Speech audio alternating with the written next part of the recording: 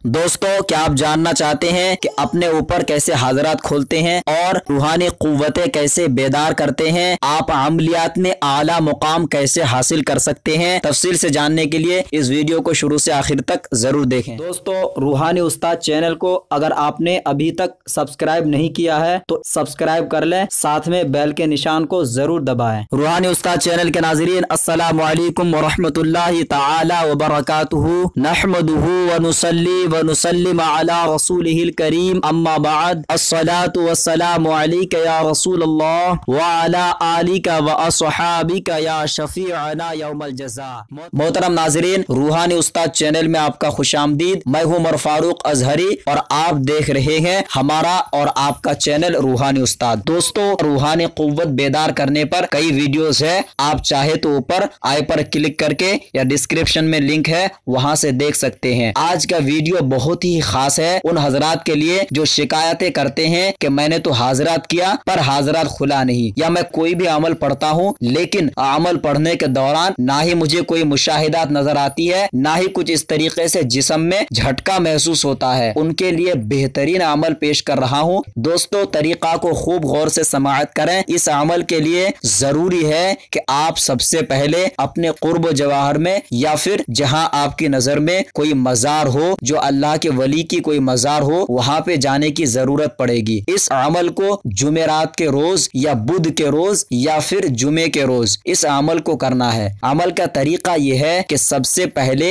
आप कोई भी शीरनी, चाहे फिरनी हो चाहे बर्फी हो, आप लेकर जाएं और 11 अगरबत्ती आपको लेकर जाना है। अगरबत्ती में बेहतर यही है कि आप चंदन की अगरबत्ती का इस्तेमाल करें। जब आप मजार में पहुंच जाएं, उस वली की बारगाह में पहुंच जाएं, जाकर सबसे पहले सलाम अर्ज करें। सलाम अर्ज करने के बाद वहां 2 जानू यानी जो मजार है, मजार के सिरहाने की तरफ नहीं बैठना है, आपको दक्षिण साइड में बैठना है, साहिबे मजार की चेहरे के जानिब। जब आप मजार में बैठ जाएं, बैठने के बाद सबसे पहले आपने जो फातिहा लाया है उस फातिहा को चारों कुल और अलिफ लाम मीम पूरी फातिहा पढ़कर उनके नाम से बख्श दें। जब आपने फातिहा को दे दिया, अब आप आलती पालती मारकर बैठ जाएं, 2 जानू बैठ जाएं। बैठकर आपको सबसे पहले कोई भी दरूद हो 7 मरतबा आपको पढ़ना है। जब आपने 7 मरतबा कोई भी दरूद पढ़ लिया, अब आपको अलहम्दु शरीफ 1 बार पढ़ना है। अब आपको सूरह अलहाकुमुत तकासुर, सूरह तकासुर जो 30वें पारे के आखिर में है, पूरी सूरत आपको 7 मरतबा पढ़नी है। जब आपने 7 मरतबा पढ़ लिया तो अब आपको इन्ना लिल्लाहि व इन्ना इलैहि राजिऊन 101 बार पढ़नी है। फिर दरूद कोई भी हो 7 मरतबा पढ़कर अब आप मुराकबा के लिए अपनी आंखों को बंद कर दें। आप अपनी आंखों को बंद करके आप ये समझें कि जो अल्लाह के वली है उनसे दरखास्त करें, जो भी पर्दे हैं मेरे हाजरात के वो खुल जाए और रूहानी ताकतें मेरी बेदार हो जाए। आप ये समझकर उनकी तरफ मुखातिब करते हुए कुछ देर तक आप इस तरीके से मुराकबा करें, यानी आप बार बार उनकी तरफ तवज्जो लगाएं। जब आप इस तरीके से 10 से 15 मिनट करेंगे, इंशाअल्लाह अज़्ज़वजल आपके जिस्म में झटका महसूस होगा या आपको कुछ एहसास होगा। अगर आपके एक बार में ना हो तो कम अज कम 3 जुमेरात या फिर 7 जुमेरात तक करें। इस तरीके से करने से अल्लाह रब्बुल इज्जत ने चाहा आपकी जो रूहानी कुव्वतें हैं